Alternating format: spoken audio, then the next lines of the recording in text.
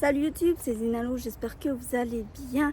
Aujourd'hui, je suis en congé encore, dit congé, dit balade, tout simplement, voilà. Je suis au coteau de la citadelle, je suis en train de marcher dans les bois, notamment c'est pour ça que vous voyez tout. Et en fait, je suis venue parce que j'ai vu qu'il faisait brumeux et franchement, des photos dans les bois, quand il fait brumeux, c'est juste magnifique. Donc voilà, ici je me promène et on verra bien. Et puis il y aura une petite séquence histoire, mais mi-vidéo. Je me suis pété la gueule.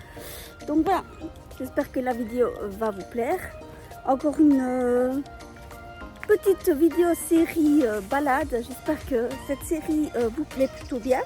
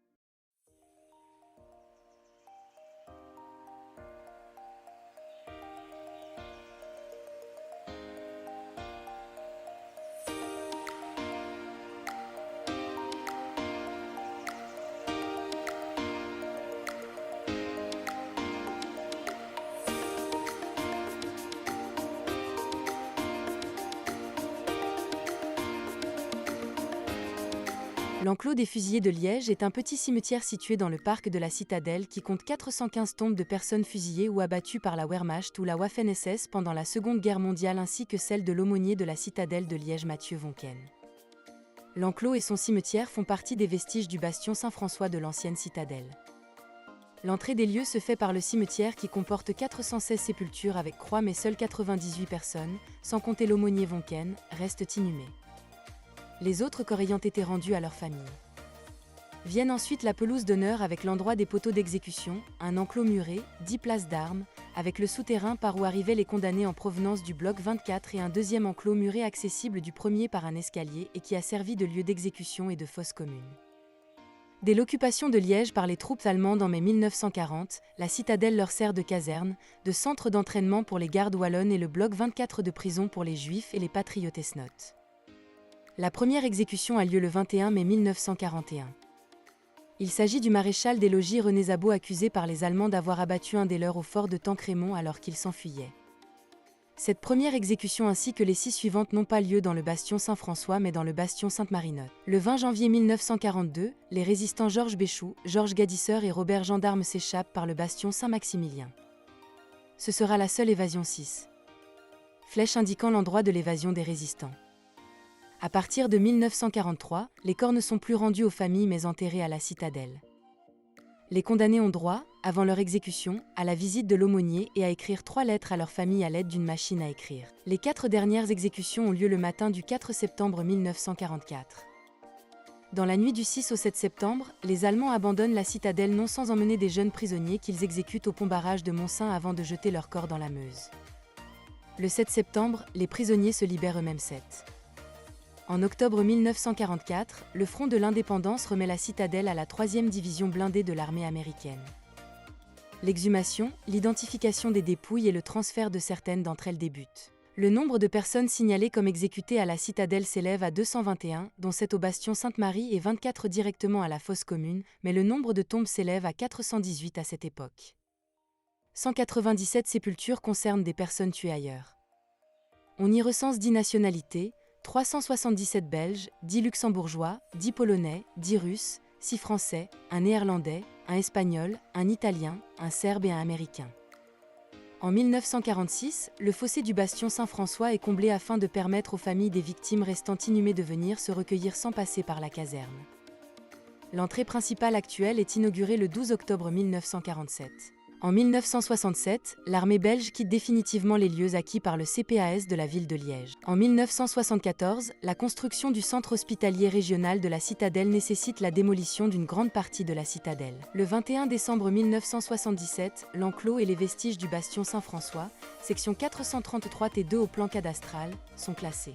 Depuis janvier 2004, le cimetière est géré et entretenu par le ministère de la Défense. Entre 2010 et 2011, la place d'armes, le souterrain et le portail du bloc 24 sont l'objet d'importantes restaurations. La fosse commune reste en attente de telles réfections.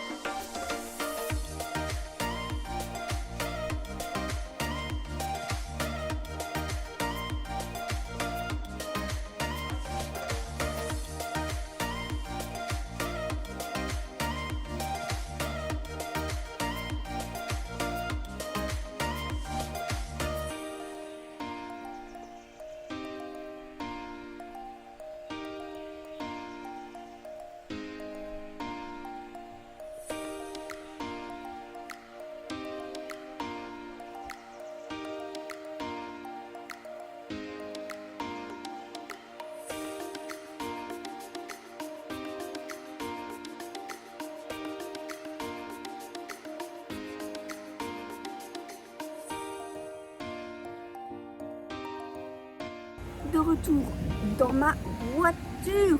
Waouh, 2 jours d'affilée de marche, c'était beaucoup. Voilà, hier j'ai fait 4 km et quelques. Aujourd'hui j'ai fait 2 km avec la petite Lulu qui est là, qui est dégueulasse. J'ai fait les coteaux de la citadelle, j'ai été du côté des bois et j'ai été du côté du parc où il y a les morts qui sont rassemblés. Donc voilà, la petite histoire vous l'avez eu dans la vidéo.